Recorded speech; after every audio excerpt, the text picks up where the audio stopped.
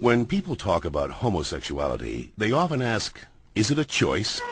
I heard it is. Hello, what's your name? Christian. Well, Christian, let's see what the latest science has to say.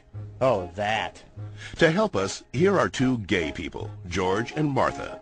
Before we can answer, is it a choice, we must first determine what it means to be gay. How do you know you're a homosexual? The same way you know that you're straight. Since the 19th century, many theories about homosexuality have been offered that are untestable and contradictory. Male homosexuality is the result of an absent father and an overbearing mother. See ya. Stand up straight, dear. And the female homosexual has never recovered from her anger over not having the penis.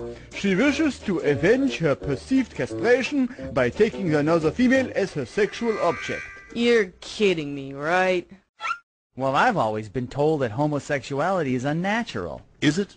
In fact, homosexual relations are common in nature, including zebras, baboons, dolphins, sheep, buffalo, ducks, foxes, elephants, horses, gorillas, moose, house cats, pigs, mice, rabbits, swans, and lions, to name a few. Well, okay, but we're not animals. Human beings have free will. You don't just decide who to love. Settle down there, Martha. Christian does have a point, but let's take a look at the most recent scientific evidence. As they study sexual orientation, scientists are currently looking at three main areas: genes, hormones, and birth order. Of course, most of these studies focus only on male sexuality. Sorry, Martha. What a shock. Let's first look at studies of identical twins. Hi. When one identical twin is a gay man, the other twin is gay up to 70% of the time, far higher than would occur if genes played no role. In fact, these studies show that genes play a greater role in determining sexual orientation than they do in whether or not you're right or left-handed. And we don't punish the left-handed. Well, not anymore. Let's get it! Scientists have recently noticed a striking statistical phenomenon. Studies show that having older brothers increases the odds of a boy being homosexual. Moms always baby the youngest, making them gay. No, that's not it.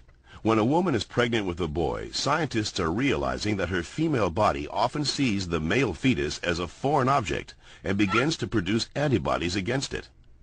The more boys a woman has, the more adept her body becomes at feminizing the fetus, which may explain why with every successive boy, the odds that he will be gay go up significantly.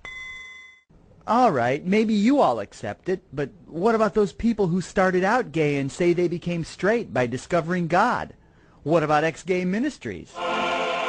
Even so-called ex-gay ministries don't claim to change a person's inner sexual desires, just his or her sexual conduct. We're still gay. If these places really work, why don't they all use the same technique? Why does each ministry experiment its own way? Well, And why have so many members and leaders recanted earlier claims that they were changed?